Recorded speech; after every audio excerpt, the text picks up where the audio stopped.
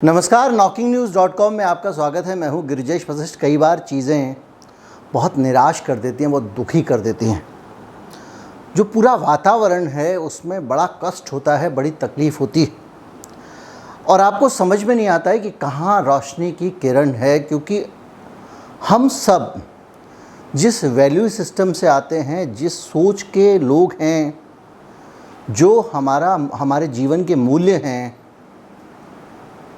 उनकी कोई अहमियत ही दिखाई नहीं देती, क्योंकि अब किसी का कोई कैरेक्टर ही नहीं बचा है। ना तो किसी का कोई विचार बचा है, ना किसी का कोई कैरेक्टर बचा है, ना किसी का कोई पॉलिटिकल लाइन बची है, ना सैद्धांतिक लाइन बची है। और जब ये वाली स्थितियाँ हों तो बड़ी दिक्कत हो जाती है। बड़े दिनों से मेरे पास में मैसेज आ रहे थे कि एक वीडियो तो बनता है, महाराष्ट्र पे बना दीजिए, वहाँ का जो पॉलिटिकल डेवलपमेंट हो रहा है। कोई कह रहा है कि एक वीडियो जो है वो अब ये तीस्ता शीतलवाड़ देखिए कितनी अमीर है, ये है वो है, इस पे वीडियो बना दीजिए। अब मैं वीडियो में क्या बना दूँ, इस पे वीडियो में क्यों नहीं बना पा रहा हूँ, इसमें मैं क्या कहना चाहता हूँ और मैं क्या कहूँगा और मेरे कहने के लिए क्या है, आज इसी पे बात करेंगे। आज मैं आपसे दिल की बात कहूँगा और मैं आपके साथ में ये भी साझा करूँगा कि इस पूरे हालात के बीच में आप किसके साथ चले जाएं। कोई भी तो ऐसा नहीं है जिसको कह सके कि हाँ ये ऐसा है जिस पे आप भरोसा कर सकते हैं। कहीं मत जाइए, अभी 2 मिनट में हाज़िर होता हूँ। अगर आप हमारी पत्रकारिता को सपोर्ट करना चाहते हैं तो हमारा UPI ID डिस्क्रिप्शन में, उसके ज़रिए भुगतान कर सकते हैं और एक QR कोड भी स्क्रीन पर आपको कई जगह दिखाई देगा, उसे स्कैन करके भी आप भुगतान कर सकते हैं। मैं अभी हाजिर हुआ।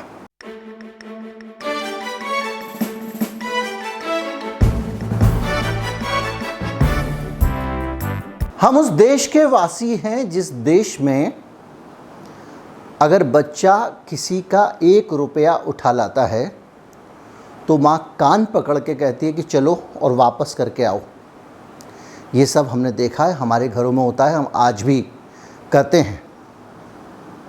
जब बच्चा कोई गलती करता है तो माँ बाप थप्पड़ लगाते हैं, और बच्चा अगर कोई अपराध करके आता है तो सबसे पहले माँ बाप होते हैं जो उस बच्चे को कहते हैं कि मैं तुम्हें थाने में बंद कराऊंगा, और थाने में देकर भी आ जाते हैं, क्योंकि हमने इस देश में नैतिक मूल्यों की रक्षा की है। सही और गलत देखा है, कभी अपना पराया नहीं देखा। कभी ये नहीं देखा कि ये बच्चा मेरा है तो गलत भी करे तो चलेगा, और वो दूसरे का है तो सही भी करे, और मेरे वाले ने उसको सताया है तो मैं स्वीकार कर लूँगा। ऐसा नहीं हुआ। और यही वजह है, यही हमारा वैल्यू सिस्टम है, यही हमारे संस्कार हैं और यही हमारा देश है। शायद यही भारतीय संस्कृति है जिसके कारण हम गर्व के साथ रहते हैं। महाराष्ट्र में जिस दिन से एकनाथ शिंदे की बगावत की खबर आई है, वो एक बात कह रहे हैं, और वो बार बार कह रहे हैं कि ये जो शिवसेना है, ये शिवसेना अपने विचारों से हट गई है, ये अपने हिंदुत्व की विचारधारा से दूर चली गई है, और इसलिए अब असली रास्ते पर शिवसेना को लाना है। और वो जो परंपरागत हिंदुत्व का, कट्टर हिंदूवाद का जो एक विचार था, एक विचारधारा थी, शिवसेना को वैसा ही बनाना है। एकनाथ शिंदे सही कह रहे हैं, वो बिल्कुल सही कह रहे हैं कि जो शिवसेना थी उसकी विचारधारा शुरू से अति कट्टर थी। याद कीजिए, जब राम मंदिर गिरा था तो RSS की हालत ख़राब थी, BJP की हालत ख़राब थी। मैं प्रेस कॉन्फ्रेंस में था, 11 अशोक रोड में सुंदर सिंह भंडारी प्रेस कॉन्फ्रेंस को संबोधित कर रहे थे, क्योंकि अडवाणी वगैरह जी ये सब लोग जो है वहीं पे थे, आनंद ले रहे थे गुंबद गिरने का, और बाद में मुकर रहे थे नहीं, हमने आनंद नहीं लिया। फोटोग्राफर केदार जैन का फ़ोटो था, गले में हाथ डाल के उमा भारती सेलिब्रेट कर रही थी, मुरली मनोहर जोशी।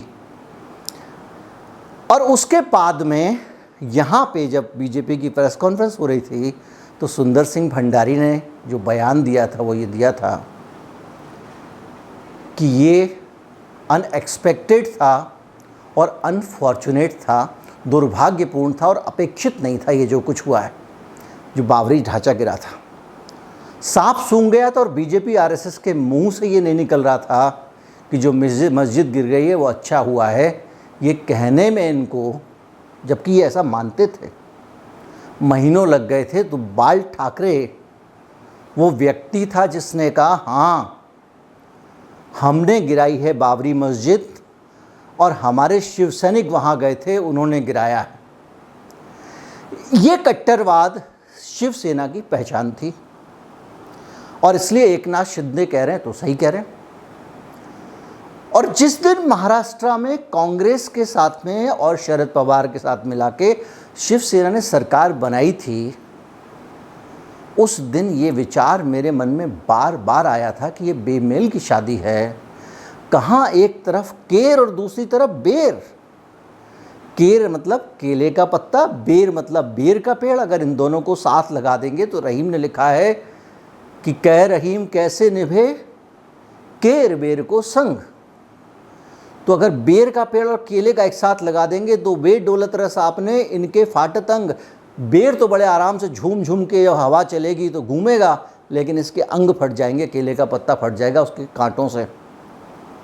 तो ये केर और बेर का संग था। एक तरफ सेक्युलर विचारधारा, समावेशी विचारधारा जो देश में दुनिया में सब लोगों को साथ लेके चलना चाहती है, जो भारत को एक समरंगी समाज मानती है, अलग अलग भाषाओं, अलग अलग विचारों, अलग अलग संस्कृतियों का देश मानती है, जो ये मानती है कि फेडरल देश है जिसमें बहुत सारी संस्कृतियां हैं उत्तर से लेके दक्षिण तक, जो पोंगल से लेके और आप लोहड़ी तक सब मनाती है।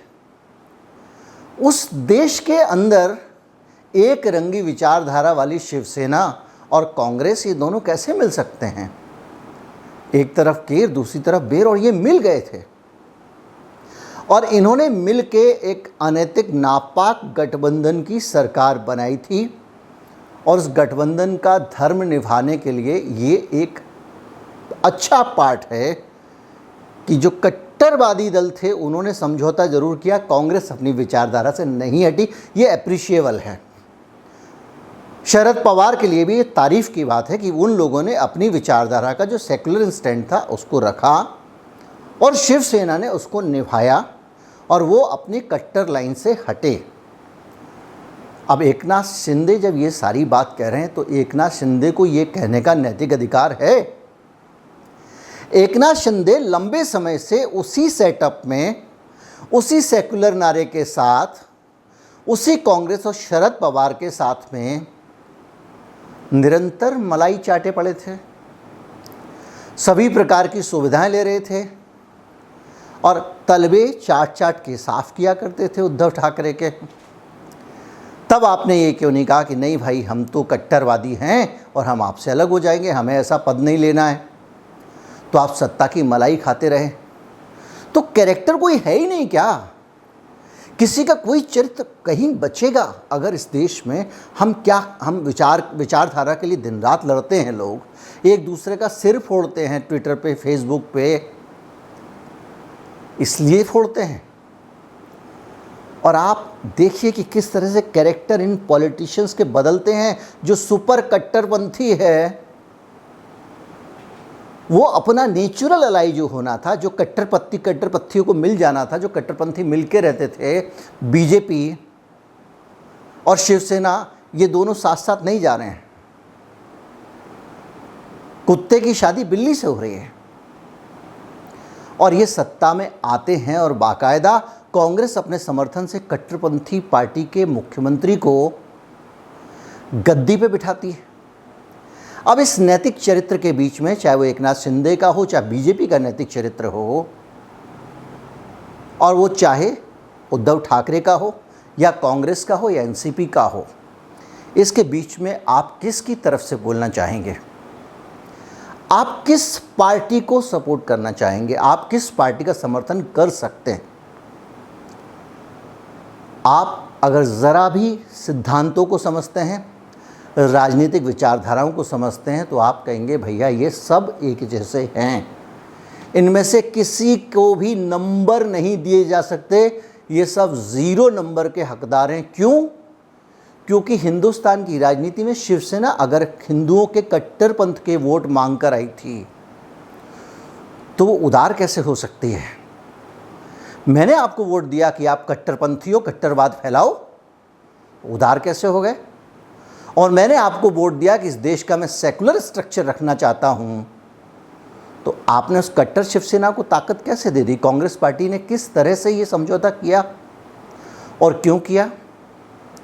ये वो कैरेक्टर है जो दिखाई देता है। और आज आपको भारतीय जनता पार्टी जो विचारधारा के फॉर्म में दिखाई देती है, इसलिए दिखाई देती है क्योंकि उसके पास चंद समर्थन है। जिस दिन वो कमज़ोर पड़ेगी, वो भी बहुत ज़्यादा मोहब्बतें करती रही है सभी पार्टियों के साथ, सभी विचारधाराओं के साथ। मायावती के साथ सरकार भी बना चुकी है, वीपी सिंह से भी उसका प्रेम संबंध चल चुका है। इस देश में कौन सी ऐसी विचारधारा है कांग्रेस को छोड़ के जिसने बीजेपी के साथ में, और बीजेपी ने जिसके साथ में तालमेल नहीं किया है वामपंथियों को छोड़कर? वामपंथी और कांग्रेस, इसके अलावा बीजेपी सबसे तालमेल कर चुकी है। जॉर्ज फर्नांडिस मजदूरों के नेता होते थे, एक ज़माना आया कि वो बीजेपी के सबसे नज़दीक हो गए। तो जब इस तरह के कैरेक्टर के ये पॉलिटिशियंस हैं, इसमें मैं क्या वीडियो बना दूं, मैं जो भी बनाऊंगा, और मैं उन लोगों में से कम नहीं हूं जो ये नहीं देखते हैं कि गलती किसकी है, वो देखते हैं बेटा मेरा है या पराया है। और यही आप सोशल मीडिया पे देख रहे होंगे।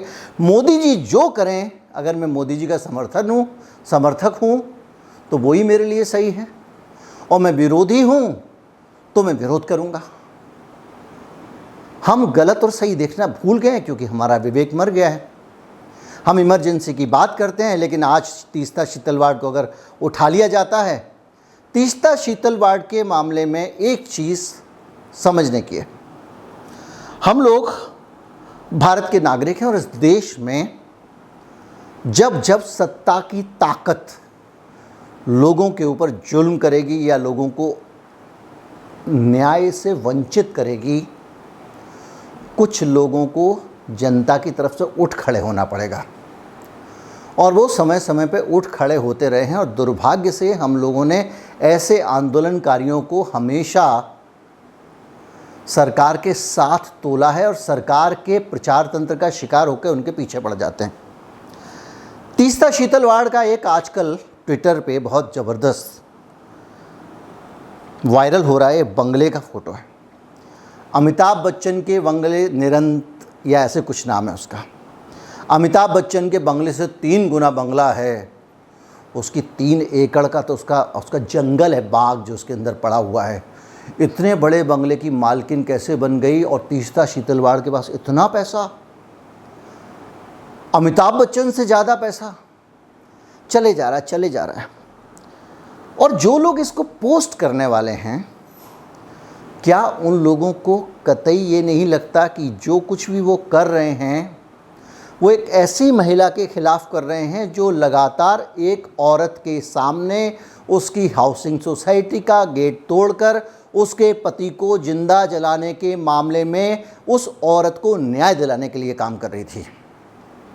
ज़किया जाफ़री को देश भर में जो दंगा पीड़ित हैं उनको न्याय दिलाने के लिए उसने एनजीओ बनाया था, ताकि जो ताकतवर लोग हैं, जो बहुमत में लोग हैं, बहुसंख्यक लोग हैं, उनके अत्याचार के प्रति इस देश की व्यवस्था में, मेरे भारत की व्यवस्था में, जो कमज़ोर लोग हैं, जो अल्पसंख्यक हैं, जो घेर के मार दिए गए हैं, उन लोगों को ये एहसास होना चाहिए कि नहीं होना चाहिए कि इस देश में हम सुरक्षित हैं और हमको न्याय मिलेगा। क्या उनको आइसोलेट छोड़ दिया जाए? उनके अंदर ये भावना भरने दी जाए, बढ़ने दी जाए कि ये ज़्यादा हैं, इकट्ठे बहुमत में हैं, तो ये तुम्हारे साथ जो चाहें कर लेंगे?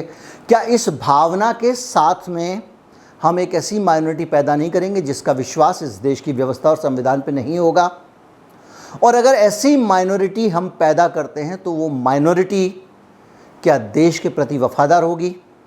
क्या ऐसी माइनॉरिटी को, जिसको इस देश के न्याय पे भरोसा नहीं है, देश के विरोधी शक्तियां इस्तेमाल नहीं कर सकती हैं? क्या लगातार लंबे समय से मैंने एक वीडियो बनाया था, कुछ अंतर्राष्ट्रीय शक्तियों का सपना है, इस्लामिक टेररिज्म ख़त्म हो गया है, अफ़गानिस्तान में उड़ गया है, क्योंकि वही सरकार में आ गए हैं, उन्होंने ही बिठा दिया अमेरिका वालों ने। अलकायदा ख़त्म हो गया है, ओसामा जा चुके हैं। तो इस पूरे सीन के बीच में पूरी दुनिया के नक्शे से जब इस्लामिक टेररिज्म चला जाता है तो अमेरिका की समस्या ये बढ़ जाती है कि वो किसके खिलाफ डर दिखाकर अपने नागरिकों को यूनाइटेड रखे। तो इस तरह के दमन के वातावरण में इस देश में अगर न्याय की उम्मीद नहीं रखेंगे, न्याय की उम्मीद दिलाएंगे नहीं, तो आप जानते हैं कि जो दुश्मन है और विदेशी हैं उनके मंसूबों को कितनी हवा मिलेगी।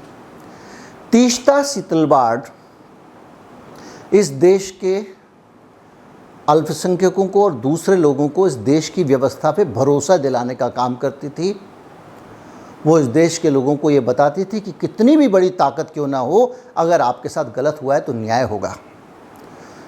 सुप्रीम कोर्ट का फैसला आ गया है, भले ही उस पर किसी ने दस्तखत नहीं किए हैं, कोई जज उसको ऑथर करने को तैयार नहीं है, लेकिन उस पूरे सुप्रीम कोर्ट के फैसले के बीच में, उस पूरे के पूरे फैसले के बीच में एक संदेश और भी है कि एहसान जाफरी को क्या किसी ने नहीं मारा?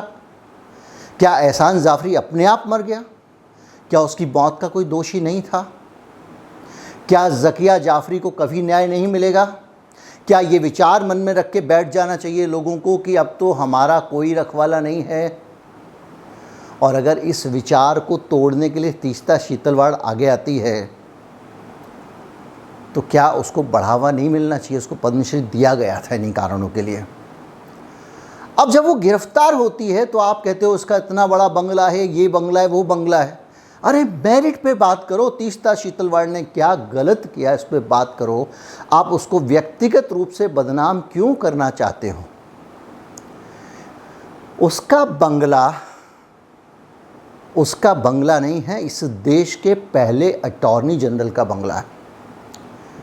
उस आदमी का बंगला है जिसको डॉक्टर अंबेडकर ने अटॉर्नी जनरल बनाया था। उस आदमी का बंगला है जिसने जलियांवाला बाग हत्याकांड में जनरल डायर के खिलाफ जो जांच हुई थी उसमें हिस्सा लिया था। उस आदमी का बंगला है। उस दौर के अगर आपके शहर में 2-4 भी बंगले किसी के हों तो आप पता कर लीजिए कि वो कितने बड़े होते हैं। जब अमिताभ बच्चन के पिताजी इलाहाबाद की गलियों में छोटे से घर में रहा करते थे, उन दिनों में उनके पास ये बंगला सरसब्ज हुआ करता था। पहले ज़मीन इतनी महंगी नहीं थी, 52 गज का प्लॉट नहीं होता था। अब इस पूरी जानकारी को आप छिपा देते हैं कि उनके फादर क्या थे, उनके दादाजी क्या थे, उनके परिवार की संपत्तियां कितनी हैं, उसका पुराना बैकग्राउंड क्या है, और आप ये भी छुपा देते हैं कि उस बैकग्राउंड, उस धन और संपत्ति के साथ वो क्लब में जा सकती है, डांस कर सकती है, लंदन में रह सकती है, ऐश कर सकती है, 5 स्टार्स में रह सकते हैं। इस देश के बहुत सारे रईस यही कर रहे हैं और समय समय पे ट्वीट करके सरकार को मक्खन लगा सकती है। अग्निवीर आ गया, हाँ जी हाँ, सबको मैं नौकरी दूंगा जो निकलेंगे। वो आनंद महिंद्रा खेरे जा रहे हैं, रोज़ एक कोई ना कोई ट्वीट कर देता है, पूर्व सैनिक, मैं भी पूर्व सैनिक हूँ, मुझे भी नौकरी दे दो महिंद्रा साहब। तो जवाब नहीं दिया जा रहा है। तो ये जो स्थितियाँ हैं उसमें अगर कोई आदमी निकल के आ रहा है, अपने लग्जरी बैकग्राउंड से निकल के आ रहा है, कंफर्ट जोन को तोड़ के आ रहा है और लड़ रहा है, किसके लिए? आम लोगों के लिए। इस देश के संविधान में, इस देश के न्याय में विश्वास बनाए रखने के लिए। क्या वो मोदी से दुश्मनी करने जा रहा है? मोदी ने उनकी कोई भैंस खोली है? नहीं खोली है। अमित शाह उसके दुश्मन हैं? नहीं हैं। वो यही करना चाहता है कि इस देश में अगर किसी एक आदमी के साथ अन्याय हुआ और उस आदमी को न्याय मिल जाता है तो एक संदेश जाएगा कि ये देश सबके रहने लायक है, हमारा संविधान मरा नहीं है। यही तो संदेश देना है। या ये संदेश देना है कि भाई साहब सिलेक्टिव होकर बुलडोज़र चलेगा, ए गड़बड़ करेगा तो बुलडोज़र चला देंगे, बी चलेगा तो नहीं चलाएंगे। अगर आपको मोदी और शाह को गलत तरीके से मान लीजिए फंसाया गया था, मान लीजिए एक बार के लिए कि सुप्रीम कोर्ट ने उनको क्लीन चिट दे दी है, तो उदाहरण तो ये बनना चाहिए था कि जब शाह और मोदी को क्लीन चिट मिल सकती है, जब वो कसूरवार नहीं थे और उनका कोई दोष नहीं था भाई साहब, और उसके बावजूद वो इतने साल झेले हैं। तो इस देश की पुलिस को आप ये कैसे अधिकार दे देते हो कि वो किसी को भी मुठभेड़ में मार दे? जब पुलिस मोदी और शाह को फंसा सकती है, जो मुख्यमंत्री थे, उनके बहुत नज़दीकी व्यक्ति थे, एक बड़ी पॉलिटिकल पर्सनैलिटी थे, तो भाई साहब पुलिस किसी आदमी को, विकास दुबे को क्यों नहीं फंसा सकती है? आप ये बात क्यों नहीं कर सकते हैं कि विकास दुबे को सज़ा कोर्ट से मिलनी चाहिए थी? आप हैदराबाद वाला उदाहरण भी आपके सामने है, आपके सामने तो साध्वी प्रज्ञा का भी उदाहरण है। आप मानते हैं कि साध्वी प्रज्ञा को फ्रेम किया गया था, फंसाया गया था आतंकवाद के मामले में। हालांकि ये अलग बात है कि उसकी पूरी जांच बंद करके नए सिरे से जांच कराई। जो 30 साल से, 20 साल से, 10 साल से, 15 साल से जो जांच चल रही होती है, उसको आप बंद करके नए सिरे से जांच कराओगे तो वो जो सबूत इकट्ठे किए गए हैं, वो सारी चीज़ें इकट्ठी की गई हैं, जो गवाहों के बनाए बयानात हैं, वो तो ज़ीरो हो जाते हैं ना। तो केस तो वैसे ही कमज़ोर हो जाता है, वो अलग विवाद है। लेकिन फिर भी अगर हम मान लें कि साध्वी प्रज्ञा को गलत फंसाया गया था, तो इस देश में आतंकवाद के आरोप में दूसरों को गलत क्यों नहीं फंसाया जा सकता? फिर वही मैं शुरू वाले उदाहरण पे आऊँगा कि भैया आपका बेटा है और गलत है तो गलत है ना। अगर झूठा फंसाया जा सकता तो किसी को भी फंसाया जा सकता है ना। तो इस देश का न्याय और संविधान जो है उसको ऊपर होना चाहिए ना। लोगों को अदालत भी से ही छूटना चाहिए, अदालत से ही उनको सज़ा मिलनी चाहिए। यहाँ आप जाना नहीं चाहेंगे क्योंकि आप न्याय की बात नहीं करते, आप न्यूट्रलिटी की बात नहीं करते हैं, आप दुश्मनी और दोस्ती की बात करते, अपना पराया की बात करते हैं। और यही वजह है कि जब आप मुझे इससे कहते हैं इस पे वीडियो बना दीजिए, मैं क्या वीडियो बना दूँ, क्या बोल दूँ मैं? क्योंकि यहाँ पे नैतिकता कहीं है ही नहीं ना। अभी भी मैं जितनी बातें कह रहा हूँ, उस आदमी को आदमी अपने पराये के नज़रिए से ही देख रहा है। हर आदमी एक चश्मा बना लगा के बैठा है, कोई लाल लगा के बैठा है, कोई हरा, नीला, कोई भगवा, कोई पीला, और वो उसके अलावा कुछ देखने नहीं चाहता। तो ऐसे लोगों के लिए क्या कह दूँ, इसलिए मैं दाएँ बाएँ होता रहता हूँ, बहुत सारे ऐसे विषयों को छोड़ देता हूँ। लेकिन बोलना पड़ता है, रोक आप सकते नहीं, आपका भी तो कुछ धर्म है, वो मैं निभा रहा हूँ। और मैं सिर्फ यही संदेश देना चाहता हूँ, अपने पुरखों के वो देश है जिसमें लोगों ने अपने बच्चों को सज़ा दी है, अपनी जान का मांस काट के खिलाया है न्याय के नाम पर। ये वो देश है। इसलिए इस देश में भगवान के लिए न्याय प्रिय रहिए, न्याय की बात कहिए और न्याय की बात करिए। जिसके पास रिसोर्सेज नहीं है, जिसके पास पैसा नहीं है, वो गरीब आदमी आपकी तरफ देख रहा है कि आपकी न्यायप्रियता ही उसको न्याय दिलाएगी, और कोई तरीका नहीं है। दिल्ली में शराब के ठेके के खिलाफ कुछ औरतें धरना दे रही थीं, ठेकेदार ने 20-30, वही जैसे कि सिक्योरिटी गार्ड वाले नहीं होते हैं, जैसे कि बाद में ये अग्निवीर वगैरह बाद में निकलेंगे, तो उसी तरह से उसने हिस्ट पुस्ट टाइप की 30-35 सिक्योरिटी गार्ड की बल्कि ज़्यादा महिलाएं बुला लीं और उन्होंने धरना देने वालियों को पीटा। अब वो शराब का ठेकेदार अमीर आदमी था, वो ये अफोर्ड कर सकता था, तो क्या वो धरने वाली अब न्याय से वंचित हो जाएंगी? आप न्याय की बात नहीं करोगे? आपका समर्थन चाहिए, क्योंकि हम सब के पास में ताकत के नाम पर, आम लोगों के पास में एक दूसरे के साथ के अलावा और कुछ भी नहीं है। इसलिए एक दूसरे का साथ दीजिए।